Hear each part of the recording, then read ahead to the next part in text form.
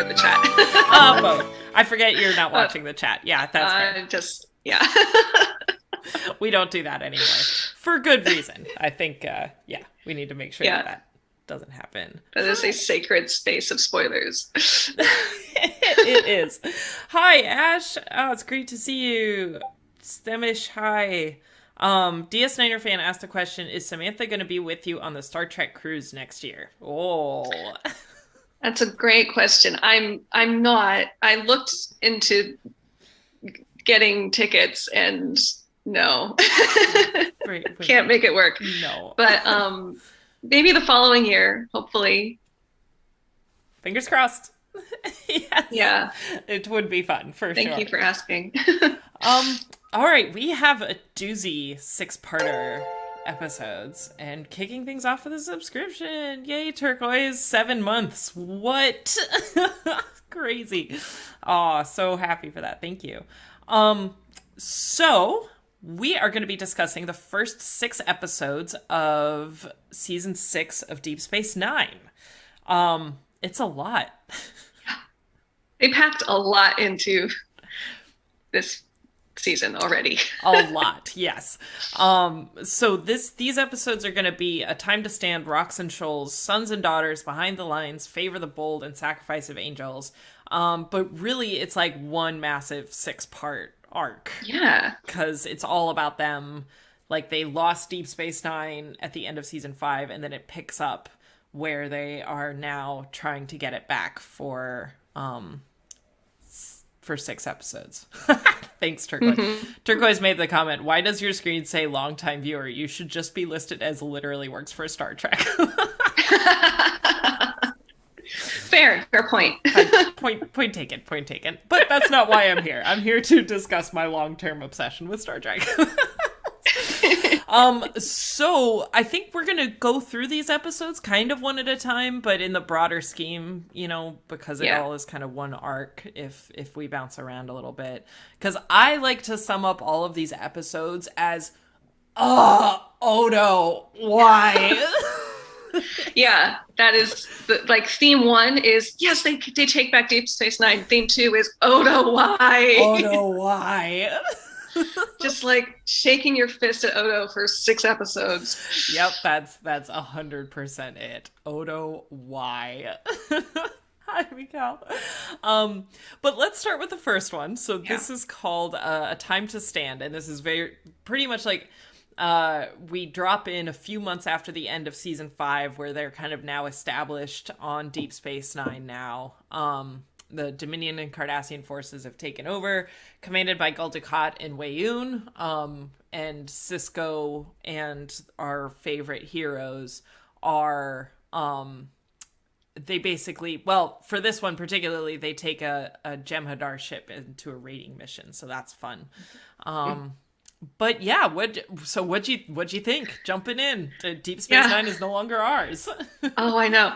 I have to say, I told you this I texted you this week, where normally I start watching the episodes for the next Star Trek Sunday, like around Wednesday or Thursday, just so I can remember them better, basically. This time I watched like 3 episodes last Sunday because I was like, I just got to know what happens. I just got to know. I gotta know. So it's a little fuzzy, but that's okay. This was a great episode, setting up that, where they are now, like trying to. But I thought the most interesting part was the people still on the station, right? So Jake, Kira, Quark, Rom. Odo, Rom, and who am I forgetting? There's one. Lita. Lita. Yeah. So I thought that whole them trying to sort of not necessarily like just sort of maintain their own control as a group of some kind, and like trying to figure out what they're going to do about this situation. And Jake in particular was like, he was so much fun to watch in this, like the way he just kind of like stands up to Weyoun about the freedom of the press. And he's like, I'm like, Jake, like this guy could like kill you right now if he wanted to. I was really nervous for him. But I love how he's sort of full on college student of like, the press, and you can't hold my voice back and Yeah. And Wayun definitely has that attitude of like, you poor sweet child. Like, yes, that's so exactly. sweet that you Yeah, think that, that I would allow your coded language out into the, yeah, it's really funny. exactly. Um, so yeah, this is a great episode for establishing like those two groups. But my favorite plot, I think, was the people on the station. Awesome. That's cool. Yeah, so Turquoise said it's a bold story move. The show's called Deep Space Nine. Let's just take that out of the equation. But I agree with you in that sense of like they do keep that core, like they have such a good core group at Deep Space Nine that it's such a weird kind of mix that they've got. I mean, it really is because they talked about that in the previous seasons with the Cardassian occupation of Deep Space Nine, that it was, Kira, Odo, and it's no Federation people, and now we're kind of back to that. And so seeing how those dynamics play in again as well is really interesting. Laura says it's one of the best season openers in their opinion. Mm. And then yeah, and then Astro brings up the point about like, and I think it's true for this whole arc, is trying to figure out like when to fight, when to resist, how to do those things is all kind of brought up in this one. Yeah, exactly. Yeah. We love Wayun. Do you still like Wayun? I love Wayun. He's so fun to watch because like I can't tell if he's thinking to himself like, oh shit, I'm in over my head, Yeah. or like I made the wrong friends with the Cardassians. It's like when you think you have the power, or you think you've made this really great chess move, and then suddenly someone just like swoops in, or the Cardassians are like, no, we're not going to do it that way, and Wayne's like, yes, we are. You work for me. Like Wayne's like the nerd who thinks he has the person under his thumb, but Yeah. the Cardassians are like, we're not gonna, we're brute force, we're not gonna Right. do it like that. And I'll come back to one of those great scenes as well. But one thing I do like here, which they set it up for the whole like Odo Y plot, is that what he says goes. Like Wei-Yun is like, okay, we'll do that. All right, Odo's in charge. He's one of the founders. Like, of course we're gonna listen to him, and like he's got a big card to play, as we'll find out. Yep. Odo Y. But yeah, I mean, this one kind of sets stuff up. You had a comment on here about Cisco, like how you thought about what they were doing with Cisco. Yeah, and I think what I meant was this happens a little bit later on, right? 'Cause he's talking to the admiral, and he basically gets benched. Cisco gets pulled off of commanding the Defiant and commanding the field operations, and I was not sure how he felt about that. Yeah. Yep. And I think this is one of the important contrasts to Voyager, which I believe was like in season 2 or something around this time, where like it's a good sort of reminder. Oh, hi, Jewel. No worries. It's a good reminder that like Janeway is literally on her own trying to figure stuff out without the backing of the Federation. And it's like, and here you have Cisco who's like, they are so reminding us, no, he is in a chain o' command, and they tell him what to do and where to go. And, where he's like, he thinks they're going to keep the whole group together, and they're like, that might not be, Right. So it's a good reminder. But Yeah, that's a good point. yeah. Any other? Oh, this is where they're also learning how to fly the Jem'Hadar ship with the Google Glass view screen. That was so funny. I loved how, I mean, they're Starfleet, so they're super smart, like, but they're having trouble with the controls and trying to figure out this. And I kind of liked that they were fumbling around a little bit before they got the hang of it. Yeah, for sure. All right, so we can go into the next one, I think. Again, these all kind of really quickly all blend together. DS9er fan did make the comment, I wish we had more scenes with Wei-Yun and Garrick, because those two with each other is just, yeah, this is true. Fact. Okay, so the next one was Rocks and Shoals. This is now kind of like, okay, we've established the dynamics of our post-occupation change away from Deep Space Nine. They're sent on a mission, so Cisco and team crash land on a barren planet and Dax is injured. They find a crew of Jem'Hadar ships, which also have an injured Vorta supervisor, whose name is Kivan, have also recently crashed on the planet. And then on Deep Space Nine, Kira's like realizing that her passivity in the situation is like essentially she's become a collaborator, and she's like in a weird mind space about the parallels between that and the previous Cardassian occupation. So, yeah. Turquoise makes the point, this isn't Kirk's crew who figured out how to fly and refit a Klingon bird of prey in 0.2 seconds. Yeah, this is true. But yeah, the sort of conversation of not active opposition is essentially complicity. Right. Yeah. I don't know. It's interesting. Yeah. That was really interesting about this episode. I think is, you start to see Kira. Yeah, I like how they shot it, starting to show her normal days. Right, she wakes up, she goes to the bridge or whatever. Mm-hmm. It's not the bridge; it's the bridge. That place. And the Cardassian guy brings her coffee. She says thank you. Like, this, she's in a repetitive mode of this is my day now, and it was really interesting to see her come to that sudden realization of what have I become? I'm so different than what I remember I used to be like, and just her grappling with that was so interesting to watch.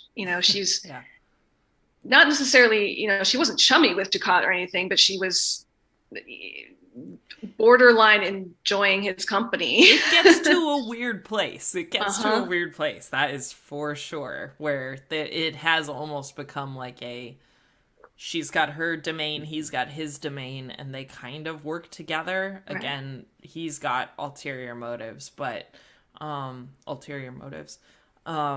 it's still, it is interesting. And so to see Kira make that transition is really good.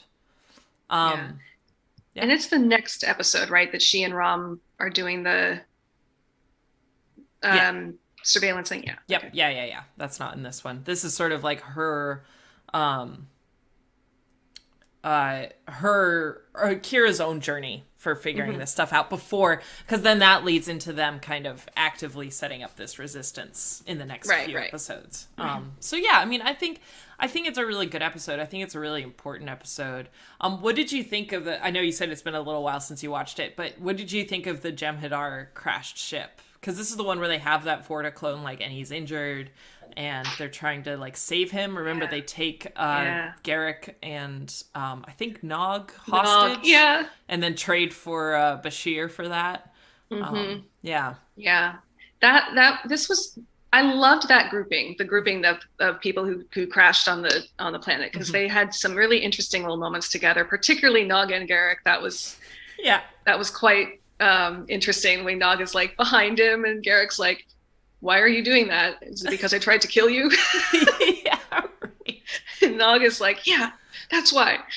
But yeah, I mean, it was interesting. I liked the fact that Cisco tried to reach the Jem'Hadar soldier, tried to get in his head in terms of this guy is controlling you. You do not need to do what he says, and he kind of does reach him, but the soldier makes the decision to stick with his orders. And it's hard to say if that's because of the white addiction or not, but I mean, that was an interesting moment. And the clones, they have this sort of very Kai Wynn quiet manipulation style, right? Yeah, for sure. You will die if you don't do this, and someone else will die if you do. And it was either way, I'm going to be sending this troop after you, so you can choose to take my my clues or not. Yeah, it's really, really fun. It's kind of interesting. And I think that's what sets up such a great dynamic with Wei Yun too, because you don't know if he's doing that or if he's like Yeah. genuinely in over his head, which he kind of is Yeah, at some point. exactly. I'm that's what's so humorous about him, I think, or just so much fun to watch, as is you just don't know where he's Yeah. if he's nervous or if he's just like that way, or I don't Yeah. know. I love Um, yeah, sorry, go no, on. go ahead. Oh, I was just going to talk about the Ketracel White because yeah, Turquoise mentioned that like how it's kind of essentially like seen as not I mean it is played as it's like it is an addictive drug for them that they got them addicted to it and then they can't live without it. It was always one of my favorite things at Star Trek Las Vegas. They had an ice cream machine and they put a sign on the top that said Ketracel White. Oh no. Just fabulous. Um, It's but funny. yeah, good times.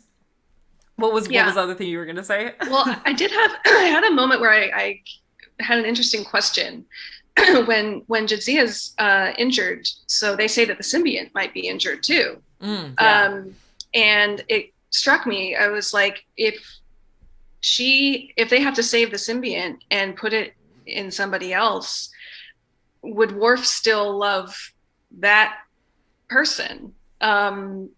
Like that, I was like, wow, what happens when Jadzia Dax is no longer Jadzia Dax and it's, you know, Frank Dax or Henry Dax or I'm another woman Dax. Like, so I will remind the chat Samantha is not watching the chat. So you can feel free to debate as you would like.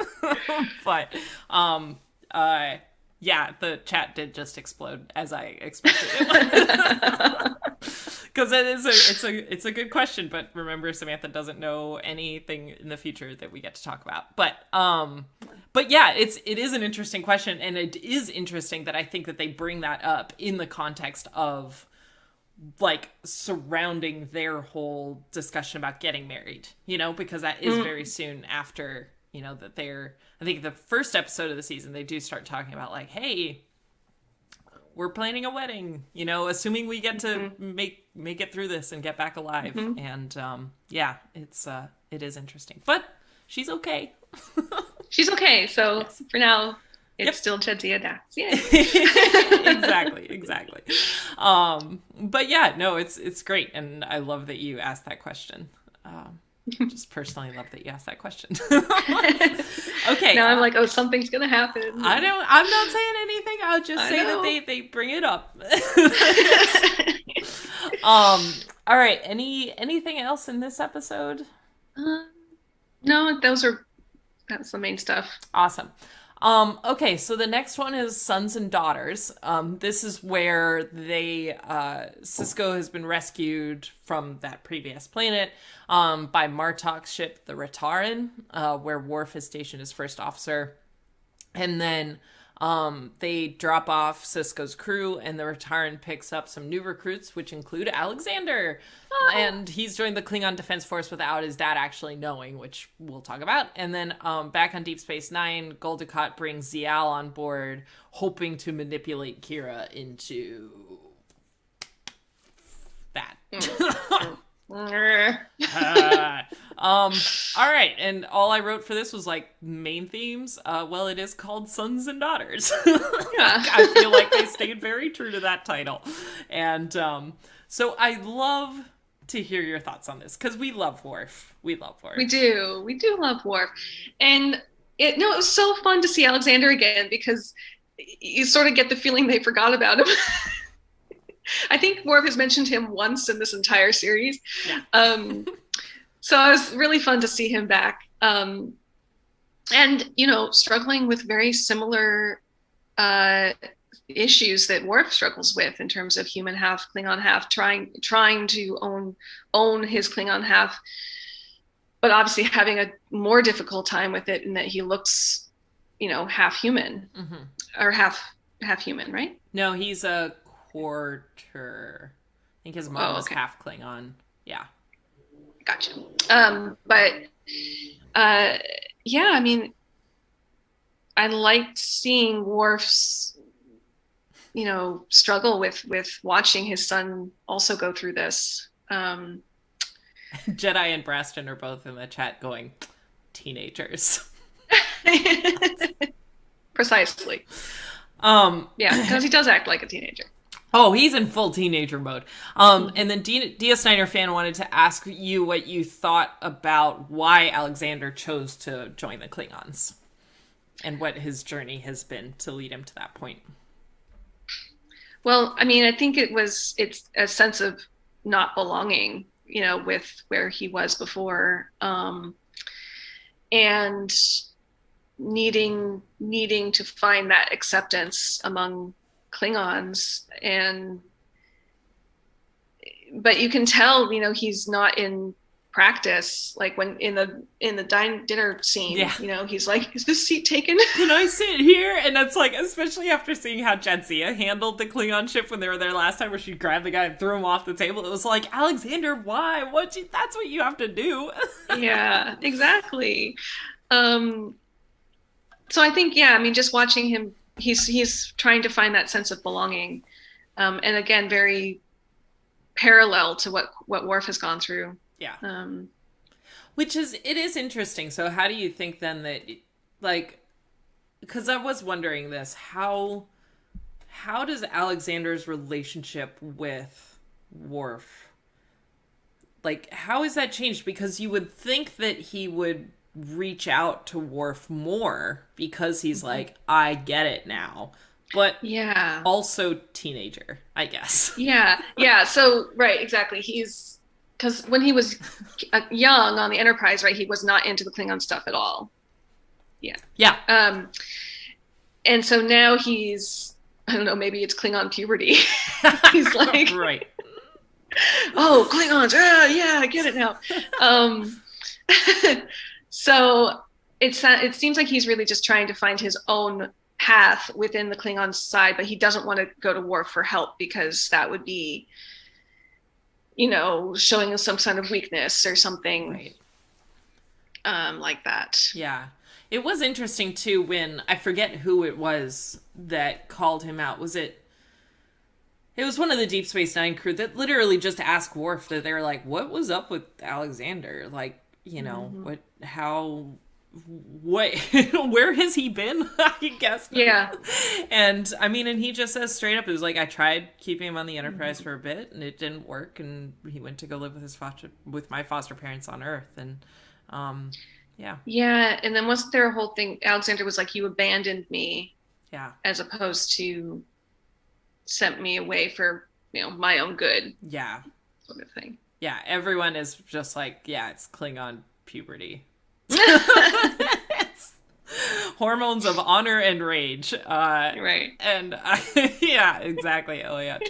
That's 100% right. And I do love, Turquoise also said, how does Alexander is just a question in and of itself.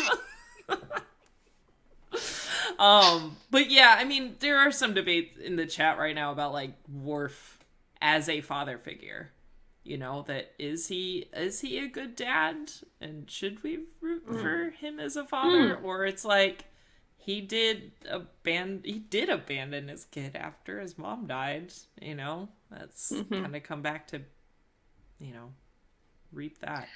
Yeah. I mean, I got the sense, I mean, I don't know the Enterprise episodes that, or the TNG episodes that, intimately or closely, but I got the sense that he was doing his best and tried to find ways to accept Alexander at that during those times when he was not into Klingon stuff. And now he's kind of seeing the other side of maybe he could have done more, Yeah. Yeah. But I mean, I feel like they did set that up in TNG very well. That you did kind of empathize with what Worf was going through, and where, I mean, Alexander has always, it's one thing that's consistent with him is he has always been very withdrawn from Worf. Like, he's never, ever really bonded with him. And I mean, that could be just from, being raised by his mom and then losing his mom at such a young age. But, like, the episode that comes to mind is the Loxana 1 right? Where she bonds with Alexander, like takes him and tells him the stories, and Mm-hmm. they go and hang out on the holodeck together. And it's like, we never saw Alexander have that sort of connection with Worf. Yeah, exactly. But, um, thanks, Hot Dog Wizard. They're saying, I'm planning to run the new Klingon RPG and will use hormones of honor and rage. That's awesome. I love it. But yeah, it's really interesting. And I mean, I think that's one of the successful things of Deep Space Nine is, I mean, you could almost completely summarize Deep Space Nine as life is not black and white. Yes, It's called, exactly. yeah, called the DS9 Shades of Grey.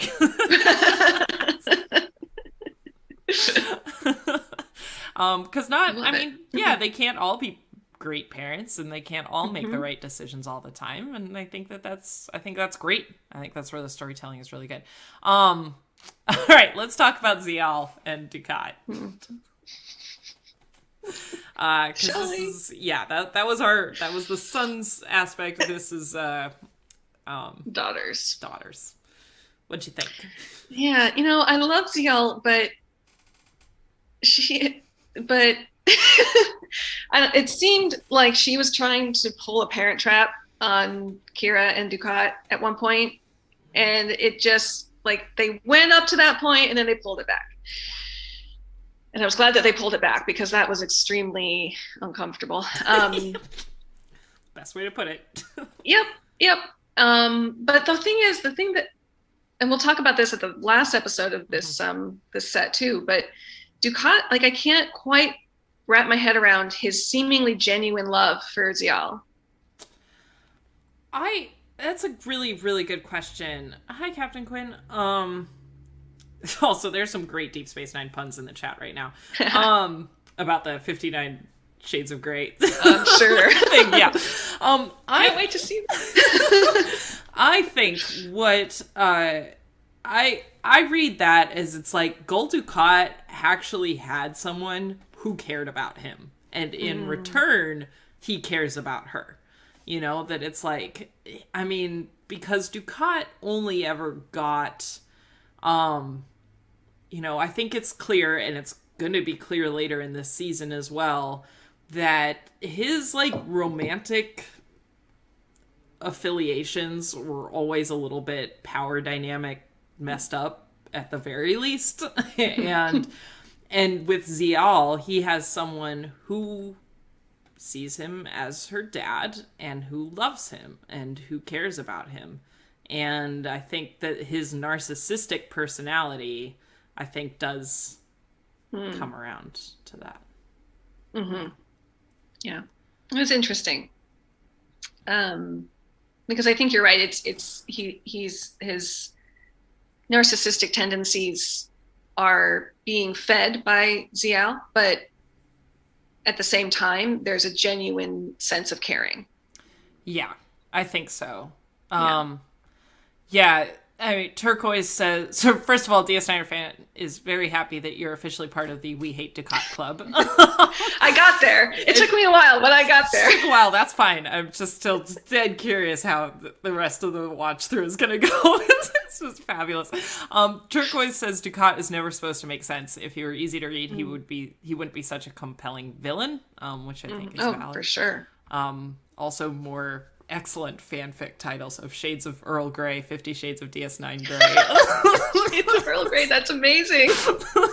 Someone needs to make that happen, like, immediately. Yeah, Shades of Earl Grey, I think, has captured everyone's heart, and I can feel the fanfiction being written right now. Bad Panda Bear says, I think Dukat's love is a sociopath's love. It's a twisted, self-centered, only when it benefits him sort of thing. And I think that's kind of what I was saying with the narcissism thing. Hi, Cairo. No worries.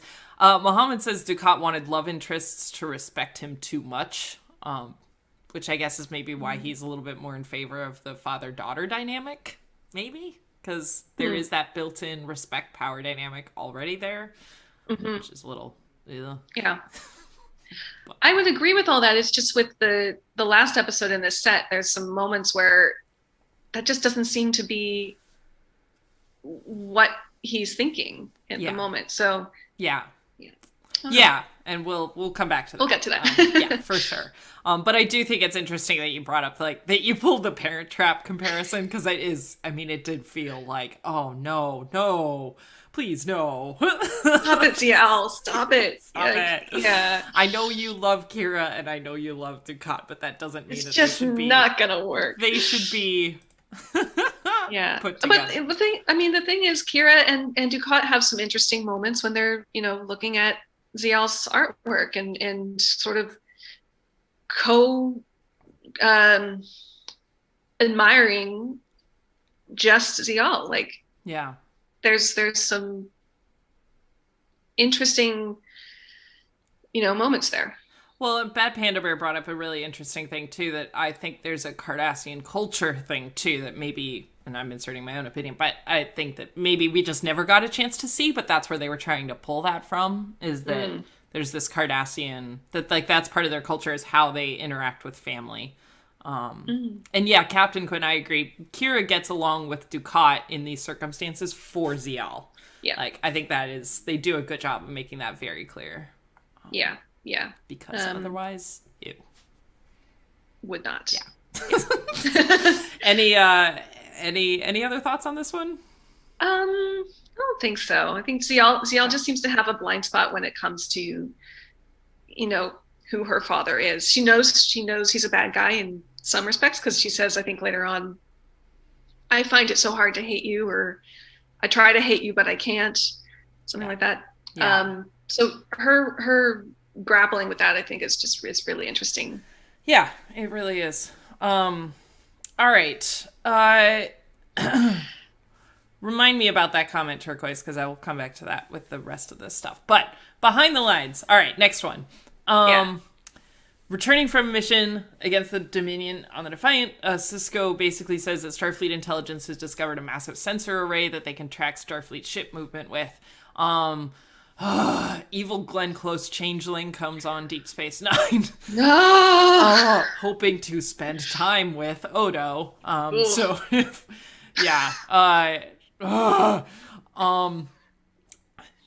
is where she links with him, and this isn't where it gets super gross. This is just the beginning of it getting gross. And then Damar is drinking Kanar, which rhymes. Sounds like a children's book. And Damar is drinking Kanar. And he does reveal to Quark that they have found a way to destroy the minefield by firing a beam from the deflector array, and then her and Rom's plan to sabotage the array. Yeah. What'd you think of this? Similarly to your notes. Oh no.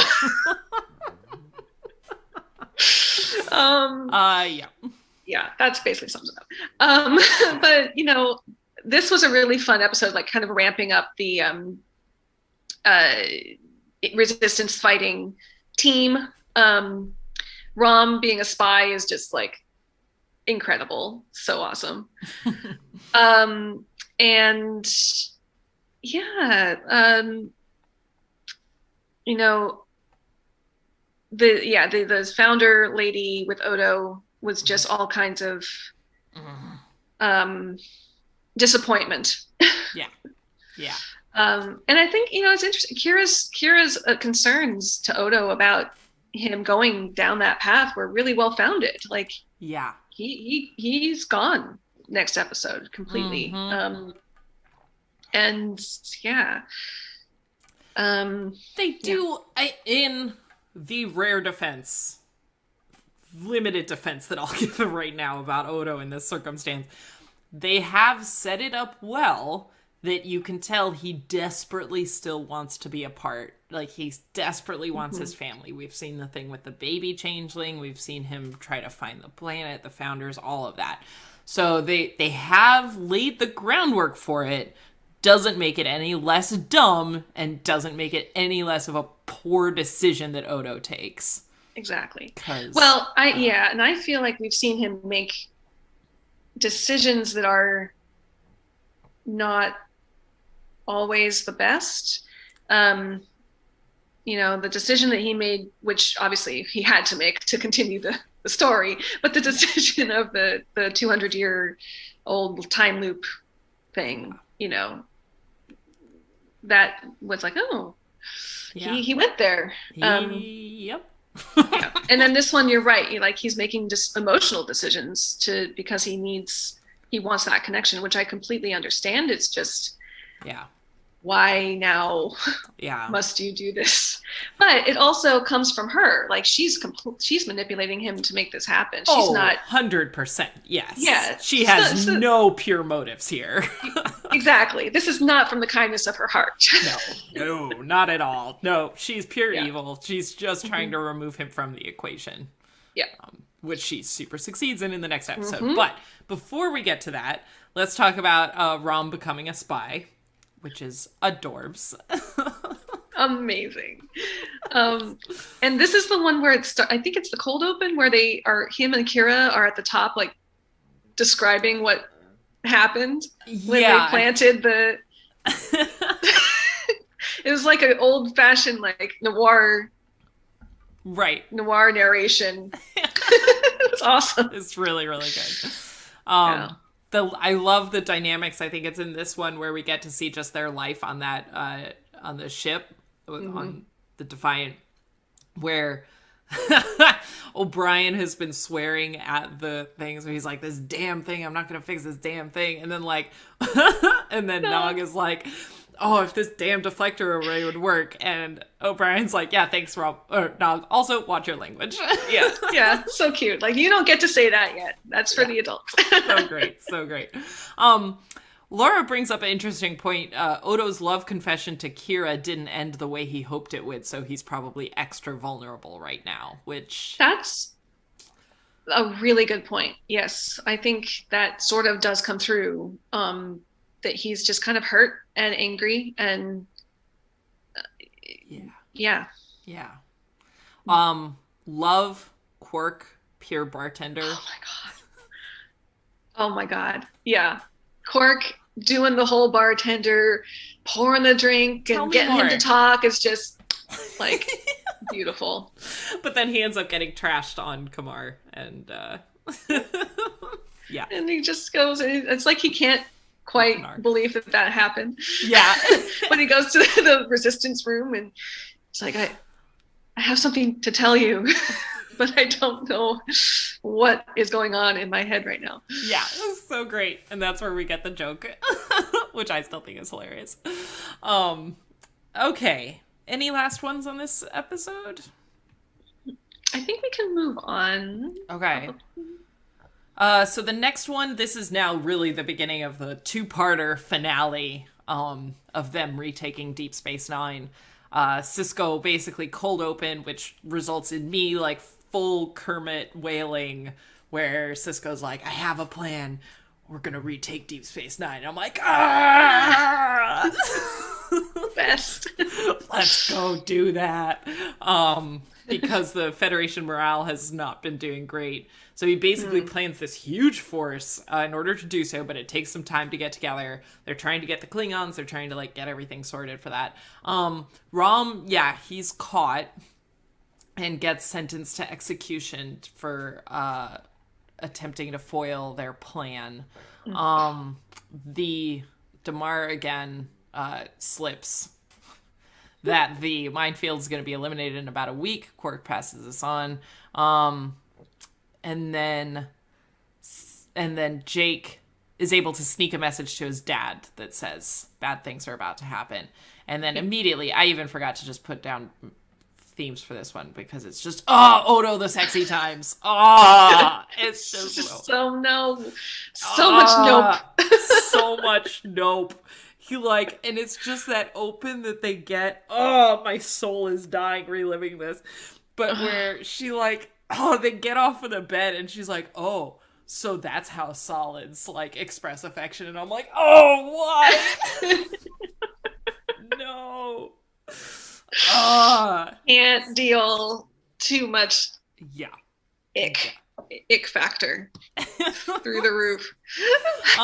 Oh yes, and people are pointing out that I completely forgot in my recap of that episode that Morn is the one that sends the message out. Yes. Love it.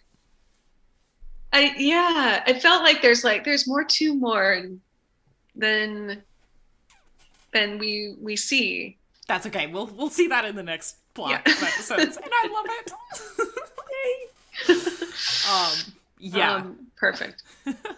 So Morn saved the Alpha Quadrant. Uh, Morn is the hero of the episode and the war. Everyone here agrees that Morn is the hero and we love him. Yes. So good. 100%. Okay, so we talked about the founder, evil founder, manipulating Odo. This is where it's clearly, she is just, I think Jedi put it that way when we were watching it. Like, she is just trying to remove him from the equation, because that's when he's like, I have to get to my meeting. And she's like, that meeting was like 4 days ago. And he's like, what time? It's just. Yeah. Isn't this the one where she says, like, they're on the promenade and she's like, they look so small, don't they? Like, we have to, they don't matter anymore. Yep. Now that you understand, now that we've linked both in solid and in liquid form, now know that we are superior, and it's just obnoxious. They have to be controlled. So Morn is fabulous. I also love Weyoun. I still think so there's great dynamics with Weyoun and Dukat in these two episodes. The first one, though, is where he's basically showing Dukat they're on the promenade looking out the window, and Dukat is like, yeah, you see that mine go? He's like, we do it. We're taking down the mines. And Weyoun's like, I don't see anything. And he's like, no, right there. He's like, Ward, I have really bad vision. Jem'Hadar, really good vision. But I can't really see it. Like, I think it is just trying to annoy the crap out of Dukat. I think that's the only thing he's doing right there. Because he's just like, yeah, I can't see it. All right, sure, good. Good for you, I guess. I can't see it. So, well done. Let's go back. Yeah. So funny. Yeah. Isn't this the one where he also kind of takes Dukat to task about, you guys couldn't hold on to Bajor, you couldn't hold on to, Yeah, that is, I mean, their dynamic is fascinating in this two-parter. I just think it's fabulous. And I might as well talk about it now in case I forget. But in the next episode, it's almost the reverse. When the founder's there and she's like, and I think Weyoun basically is just sucking up to her, and he's like, yeah, we have this fabulous plan, like, we're gonna be able to handle it. And Dukat's like, really? You explain the plan then. And she's like, I couldn't explain it. You should really explain it. It's like, oh, Weyoun. Yeah. Hot mess of he's exactly, yeah. He's just kind of has these moments where he's just along for the ride. He's not actually doing anything. Yeah, exactly. He's just trying to hold something together. Exactly. And we love it. Umbra brings up the excellent question. I can't figure out if I hate the founder more or Kai Wynn. Oh. Well, I mean, it kind of shifts. Right now, it would be the founder. We haven't seen what Kai Wynn is up to. Yeah, yeah. She's probably stirring something up, but we don't know what it is. Yeah, that's so funny. And you put a note in this one with Martok's reasoning for Wharf to come with him to convince Gowron. You want to recap that one? Yeah. So there's a little. They have to go convince Gowron to get the Klingon ships to support their attack, and Martok's like, I will go, I'll bring Wharf with me. And Wharf is like, that might not be a good idea. He hates me. I am not welcome there. And Martok actually had this, I was like, that sort of makes sense. Good on you, Martok. Where he's like, well, if both of us are there telling him the same thing, he can't possibly refuse. Because logic. Yeah. Yeah. I thought that was cool. It is. It's great. We love Martok. We do. We really do. We really do. He's so awesome. He's just the best. Yeah, I love him so much. So Morn is the hero of Christopher great thing. Morn must be Bajoran for quiet hero. That's fabulous. Yeah, we love it. And oh god, Cairo wrote, "My child, how could you even see Win and a founder at the same level?" Oh dear. I mean, they're kind of similar in the level of quiet manipulation. Quiet manipulation. We will come back to that in the last season for sure. All right. Any last things on this episode before we go into the final one? Let's move on. All Let's right. do it. So, I mean, as to end this one and to go into the next one, love, love, love the ending, the to be continued when all the ships show up and they're like, is this gonna work? Sisko says, well, the old saying goes, fortune favors the bold. I think it's time we found out if that's true. And that's like, oh, chills. To be continued into Sacrifice of Angels. So 8 hours before the minefield gets destroyed, they engage the Dominion fleet defending Deep Space Nine. They have a strategy to try to engage the Cardassians, hoping they'll break formation and create a hole. Dukat sees through this. This is the whole, I have a plan. You explain the plan. No, you explain the plan. Deliberately allows his ships to open the hole to set a trap for the fleet. It's a trap. Which I think is uttered at one point, which I love. And, aware that this is a whole double blind. They all are aware they're setting traps for each other, but Sisko nonetheless orders his ships forward, desperate to reach the station. Meanwhile, Damar arrests Kira, Jake, and Lita, surmising they're part of the conspiracy and come up with a fake excuse to arrest them. Evil Founder tries to continue to break Odo's bond with the Solids. And tells Odo that Kira's been arrested, at which point Odo nopes out of the situation and shuts it all down. Dominion evacuates, but Zial refuses to go, and Zial admits to her dad that she helped them escape, and Damar shoots her, and Dukat collapses as they come in and retake Deep Space Nine. Boom! Sorry. That was a lot. I think I covered everything, though. It's a doozy of an episode. And I have to say, once it ended, I was like, I'm really glad they took back Deep Space Nine in just 6 episodes. Like, yeah, that was happy thoughts. You don't need to stretch this out over a season. Exactly. Yeah. Thank goodness. Yeah, I mean, what a fun, like, it was such a well-paced, like so much packed in of them taking back the station. You know, so tense. Like, Rom fixes the weapons array, not in time, to get the minefield, but then in time so they don't kill the Defiant, and like, so much. We get like more Prophet people. Yep. Yeah. The Prophets come through to try to help. So basically, Sisko goes into the wormhole, if I remember, and then the Prophets talk to him about making this decision. Is basically like, if we help you, you're going to have to pay for this at one point. And so, yeah, it's really interesting. Love, I think the resistance with Quark and Zial is fabulous when they decide to try to get them all after everyone else has been arrested. I love when Quark comes in dual wielding the phasers. Just takes them both out, and then he's like, yeah.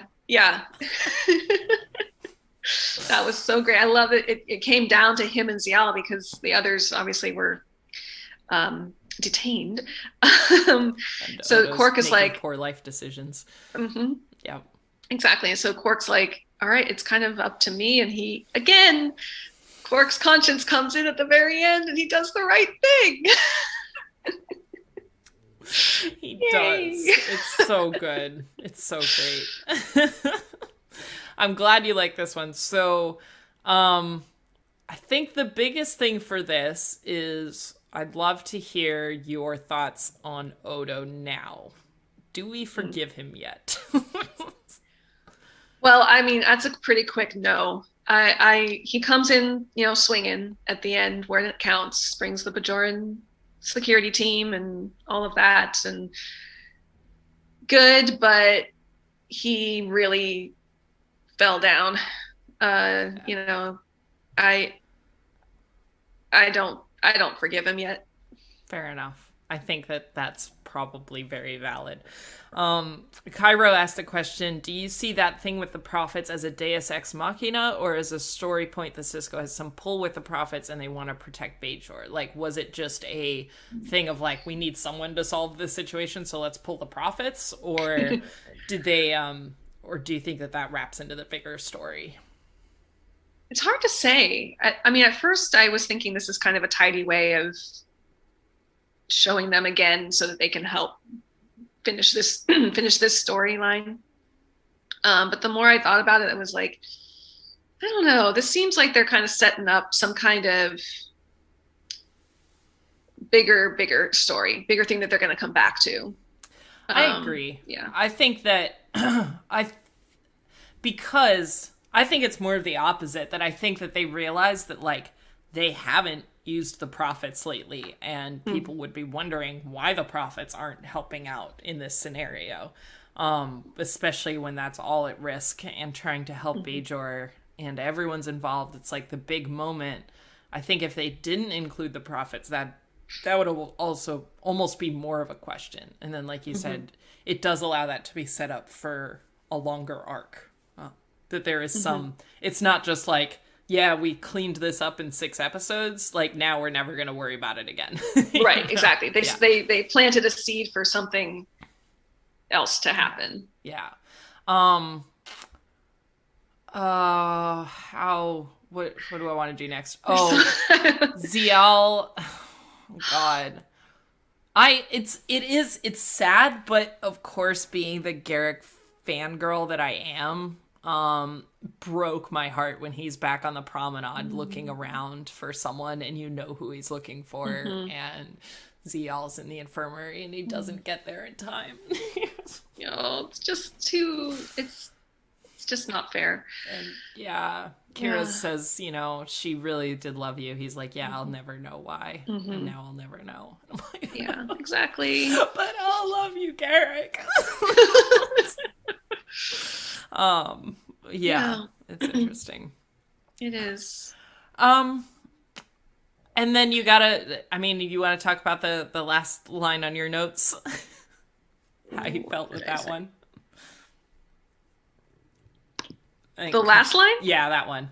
A couple people mentioned it in the chat already about just, it's fabulous. Well, when Nob says, it's the Klingons, sir, they're here. The reason I wrote that is because that is straight out of an Eddie Izzard sketch. It is, and I thoroughly picked up on that because I thought the same thing, because you and me have spent plenty of time reciting Eddie Izzard's quotes. So much. I heard that and I was like, wait a second. I just had to rewind that and listen to it again. It's the Klingons, sir. They're here. They're here. And for anyone who doesn't know, so Eddie Izzard has changed their pronouns to she, her. So Eddie's sketch is about where she's talking about the British rebels, accents, right? The British accent in Star Wars, and he's like, "So it's the rebels. They're here." He's like, "That's." It's like, what do they want? I don't know, sir. But they brought a flag. That's dosh clever of them. Great sketch. Oh, so go check it out. Yes, we'll stop there because otherwise we will quote that. We would just keep talking about Eddie Izzard. Yeah, exactly. No flag, no country. Yep, nope. The chat already took over it. Good. Carry on. No flag, no country. You can't talk. Exactly. But it's still, aside from the Eddie Izzard reference, it is a fabulous moment when the Klingons show up. It's brilliant. So good. So brilliant. Good. And I mean, I think with this episode, just the other thing that we have already brought up, but Ducat's mental breakdown. Yeah. Like that was unexpected, fascinating, and I'm very curious to see if that remains a thing, or if it was just a shock factor from at this episode, or what. But he has a full-on mental break. Yep.